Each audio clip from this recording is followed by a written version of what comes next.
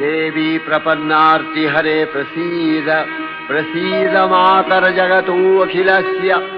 प्रसीद विश्वेश्वरी पाहि विश्वम् स्वविश्वरी देवी चराचरस्य